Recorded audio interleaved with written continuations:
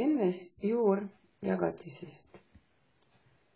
Juur murrust a jagatud b-ga ja ns juur võrdub murrulugeja ja nimetaja juurte jagatisega ehk siis murrulugeja ns juur jagatud murru nimetaja n-inda juurega ja loomulikult see kehtib tingimusel, kui b ei võrdu nulliga. Vaatame selle valemi rakendamist.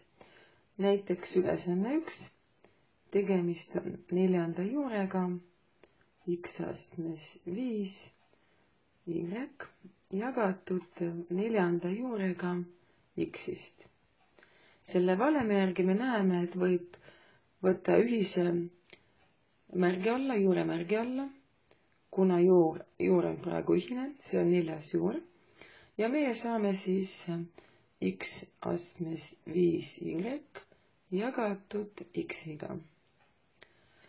Natuke võib taandadagi, et alles on x astmes 4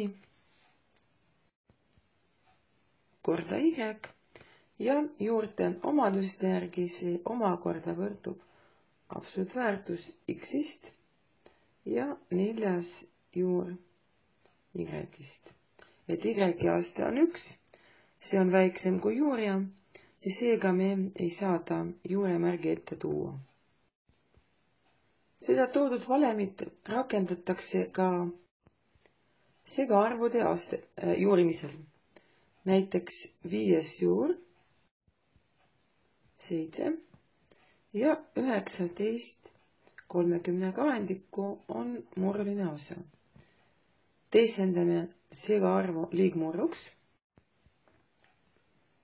Ja nüüd võtame eraldi 5. juure lugejast 2, 4, 3 ja nimetajast, see on 5. juur 32.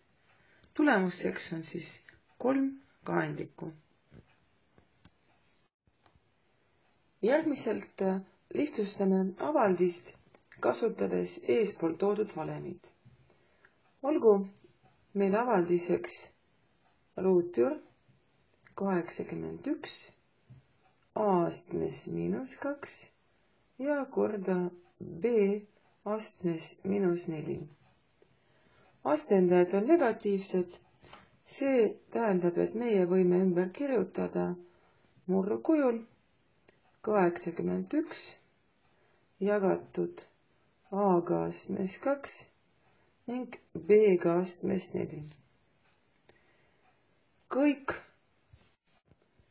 juuremärgi all olevad liikmed võimaldavad täisarvulist juurt, seega me saame, et see on 9 jagatud nüüd juure omadust arvestades absoluutväärtus a-st ja nüüd b tuleb astmes 2, seega absoluutväärtuse märki me ei pea kasutama.